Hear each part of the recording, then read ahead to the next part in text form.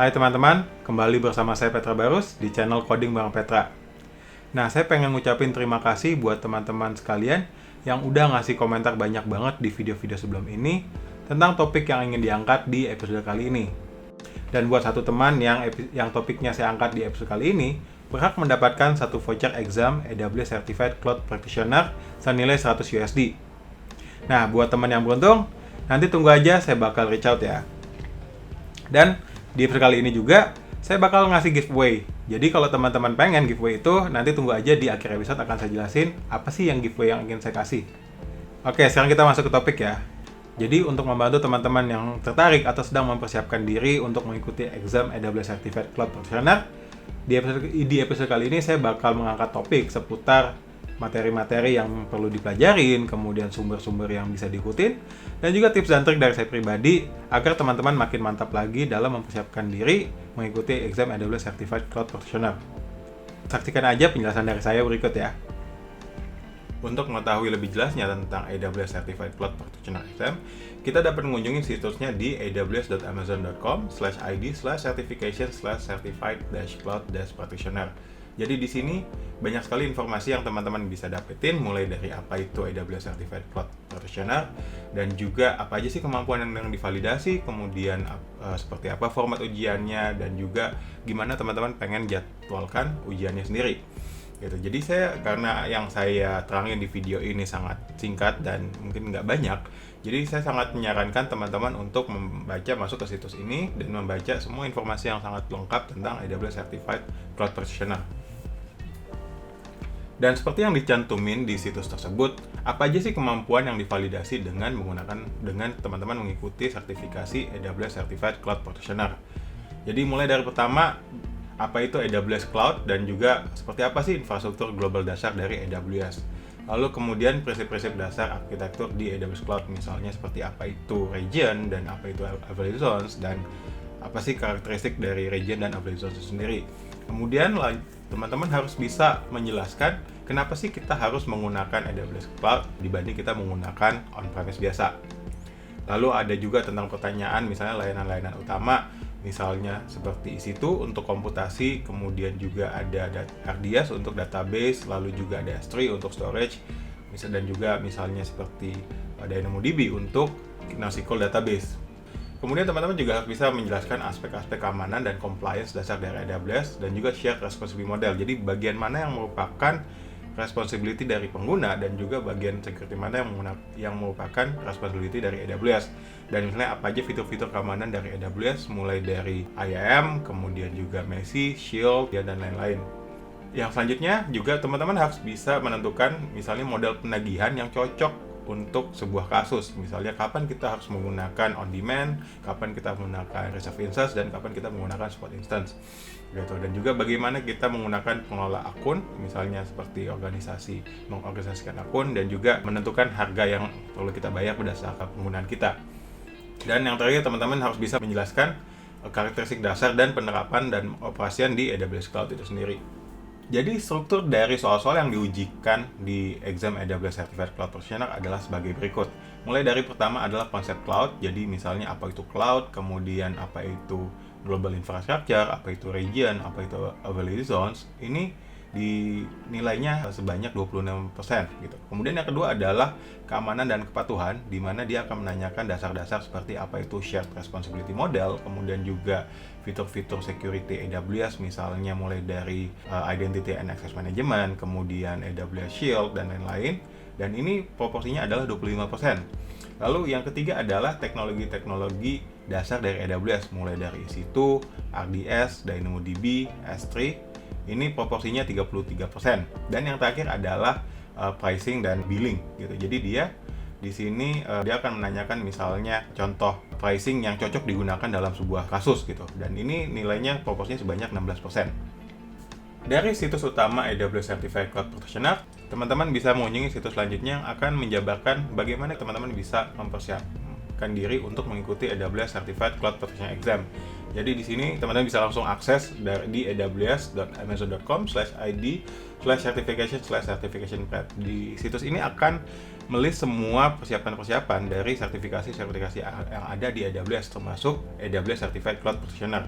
Jadi sini teman-teman bisa lihat mulai dari teman-teman bisa download panduan ujiannya, jadi misalnya apa yang ditanyakan, kemudian apa yang harus dipersiapkan, kemudian juga contoh sampel question dari examnya itu sendiri dan jawabannya seperti apa gitu. Nanti dia akan menjelaskan seperti misalnya kayak tipe-tipe soal ya, ini pilihan berganda dan jawaban berganda, dan juga misalnya bagaimana kita pola pikir dalam menjawab pertanyaan tersebut.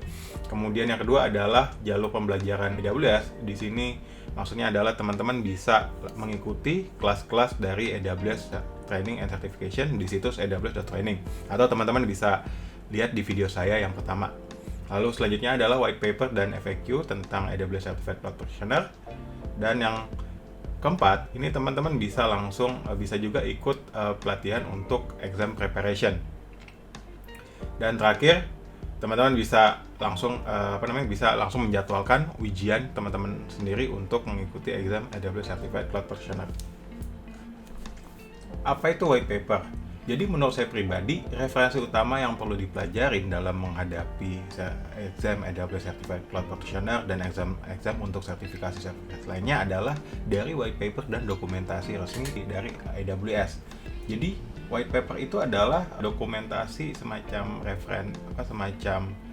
paper yang dipublikasikan oleh AWS yang mengkomunikasikan messaging utama dari AWS tentang teknologi AWS, dan juga sedikit overview dari apa aja yang ditawarkan oleh AWS.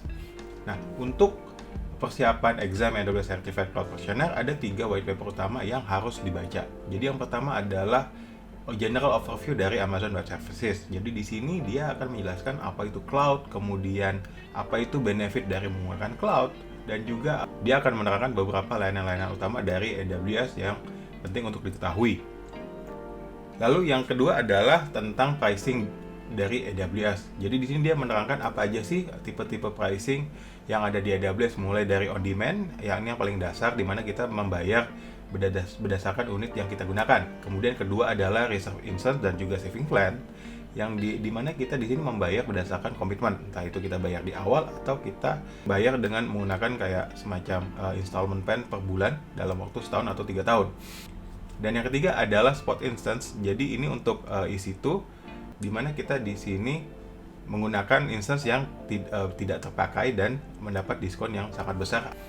Lalu yang ketiga adalah white paper singkat tentang support plan dari AWS. Jadi di white paper ini akan menerangkan apa aja sih support plan yang bisa digunakan kalau misalnya kita menggunakan AWS. Jadi misalnya kalau kita menggunakan developer plan, apa aja sih yang bisa kita tanyakan dan berapa SLA dari si support plan tersebut gitu. Mulai dari tadi developer plan, business plan, dan juga enterprise support plan.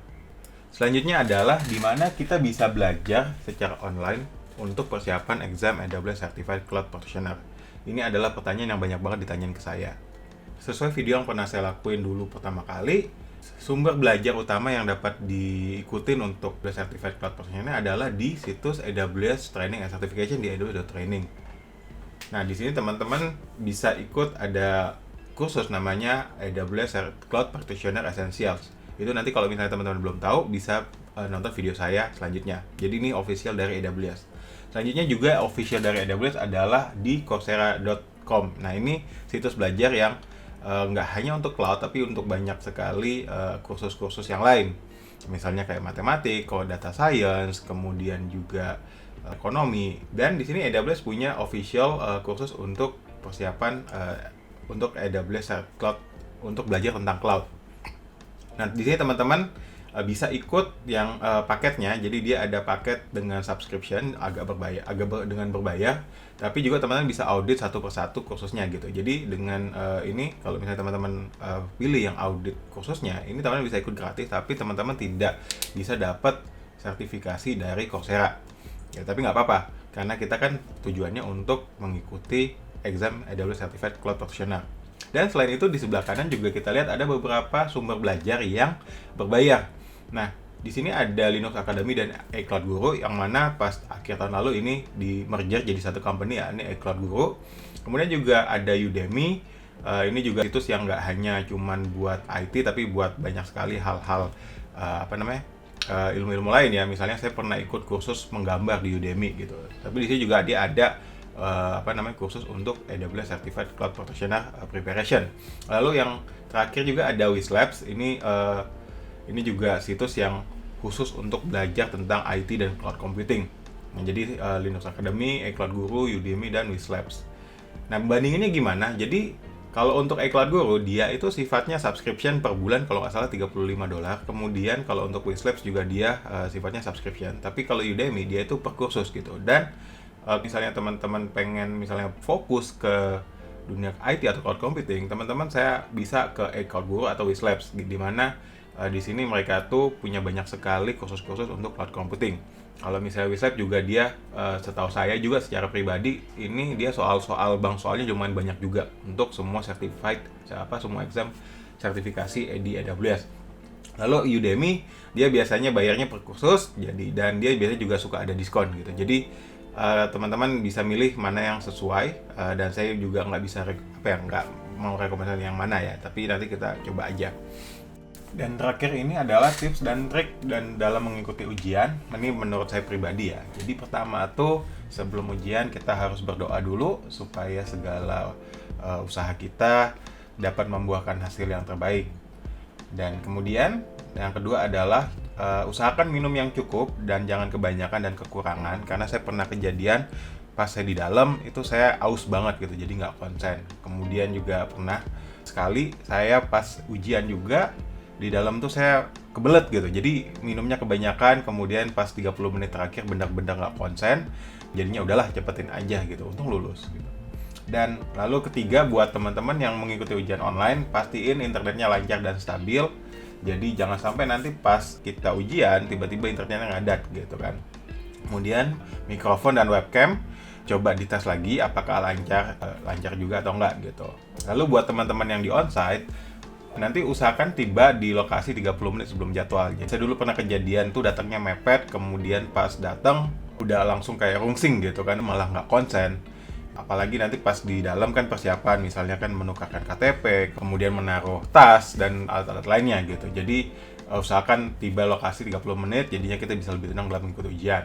Lalu yang selanjutnya adalah jawab yang mudah dulu. Jadi kalau misalnya nanti ngadepin soal, kemudian yakin itu soal benar, langsung aja jawab. Tapi kalau misalnya susah atau nggak yakin, skip aja dulu. Karena biasanya di soal-soal selanjutnya tuh ada pertanyaan yang mirip-mirip atau related gitu. Jadi nanti di bagian tesnya nanti kita bisa nandain flagging kalau misalnya soal itu akan kita revisit di bagian selanjutnya gitu. Jadi jawab dulu yang mudah, kalau misalnya susah lewatin, nanti pas bagian akhir kita bisa coba revisit dengan ngelihat soal mana yang kita flag. Kemudian yang terakhir, karena ini bukan SMPTN atau SPMB yang mana ada pengurangan untuk jawaban yang salah. Jadi di sini kita jawab aja semua soal, pilih aja yang paling yakin gitu. Jadi biasanya kalau dari 5 jawaban ada 2 yang kita yakin, pilih aja salah satu. Oke, teman-teman sekarang udah tahu apa aja sih materi-materi yang perlu dipersiapkan, kemudian sumber-sumber yang dapat diikuti, dan juga tips dan trik dari saya agar teman-teman bisa lebih siap lagi. Sesuai janji, saya bakal ngasih tahu apa sih yang bakal saya giveaway di episode kali ini.